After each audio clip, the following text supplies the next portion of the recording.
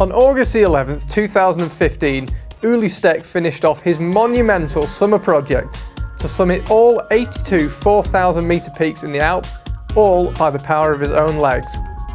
We caught up with the Swiss machine to find out just how much of a challenge it was. So Ueli, well done on the project. Thanks. It seemed, I hope you don't mind me saying this, it seemed quite an unusual project for you. It's not the sort of thing you normally do. Yeah, it was kind of like, for me, something new, like doing a project like that. Kind of like the last 15 years I've spent so much time on expedition. You sit around in tents and waiting for good weather. And I was just up like, I want to do something where I can move. And it was perfect. It was such a great project. Was it a lot of walking, or did you tend to pick technical routes? First I wanted to do more technical routes, but as soon as I was here in the Mont Blanc Massif, everything was quite dry already, so it doesn't make any sense to climb any faces, so it turned out to be most like quite regular routes. What, are you fine? Yes, very well. Happy? A little bit better here. I think the weather is clearing up, so it's gonna work. How are the conditions? Yeah, down on the glacier is a pain in the ass, but I mean, it just got almost sometimes to the hip.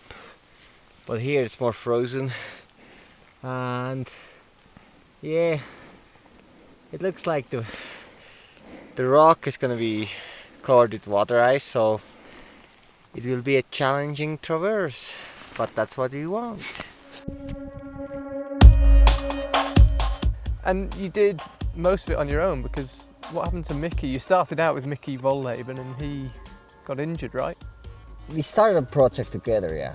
The idea to do the whole project, and we climbed Piz-Bernina, and then we climbed 4 other peaks, and then unfortunately he had a bad landing with his paraglider, so he had to give up after 5 peaks. So that was kind of like a hard situation for me, because like after 5 peaks it seems like, oh, the project is over, and I was like, no, I can't stop, you know, like this is impossible. So it turned out completely different and actually quite fun, because I climbed with so many different people, which was on the end part of the project. I climbed 30 peaks I climbed solo, and 52 I climbed with different partners, and so each mountain or each partner gave a different input or makes a different story. That was kind of cool.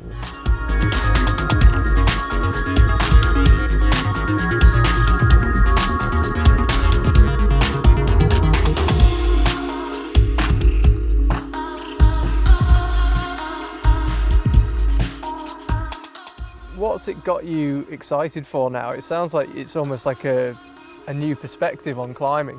Climb with lots of different people, maybe easier routes.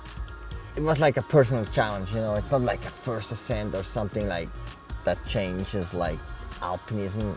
For me, I was curious, can I keep moving like for such a long period? You know, you have to be careful, and I did some long days, like the last day on Bar des Écrins, I did like 47 kilometers and 3,200 vertical meters, so that's quite distances, you know, and you do that every day, so I was quite curious if my body can hold that. Can you tell us why the day was so long on the Bar des Écrins? Did you go directly to the summit? The Bar des Écrins kind of like, you know, it's the last summit, easy summit, so it's kind of like, I just wearing running shoes, and I left in the morning, and it was dark, and I mean, there's a big trail, and I got on the trail, and there was a sign, and there was like, okay, that's Glacier Blanc and Glacier Noir.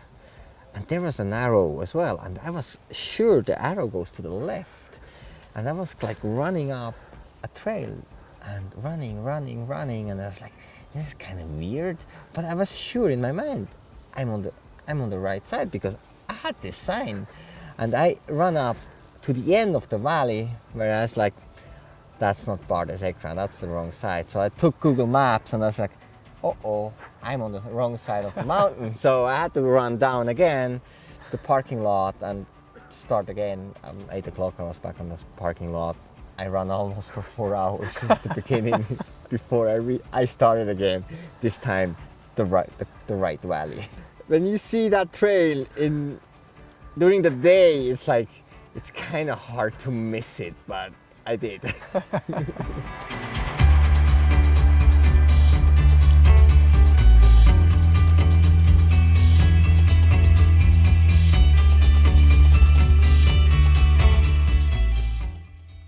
So what are your plans for the future? Do you have something? And you've just finished this big project. We don't want to say what's next straight away, but it's interesting to hear how it's changed your perspective. You know, if you have like right now in this moment, you feel like so excited and you want to keep going. You know, but you know also now I have to take a little break. But I think there are a lot of things I like to try out. Like maybe link ups, like different kinds, or there are other ideas to do some traverses like I did now in the Alps, which for me was just pure fun. So it was not suffering, it was just having fun every day. So I think there's some other mountain range which you could do the same way. And of course I still have this idea to go back to the Himalayas and do like the 8,000, some routes on 8,000 meter peaks. That's still in my mind. That still excites you, even Yeah. after something completely different like this? Oh yeah, of course. I haven't lost that motivation for the 8,000 meter peaks. It's just like, I think it was a really good break for me to do something different, and it opened my eyes a little bit. It gives me new perspectives as well. But still, this 8,000 meter peaks project, I think that's still in my mind and it's still my heart. So we're not going to see you just climbing the classic ridges of the Alps. We're still going to see the big 8,000s, the big projects. Yeah, I think there are a few big projects I still want to do. I can't get retired with 40 years, so that's not possible. Well, best of luck and thanks for swinging by to talk to us. Thank you, Charlie.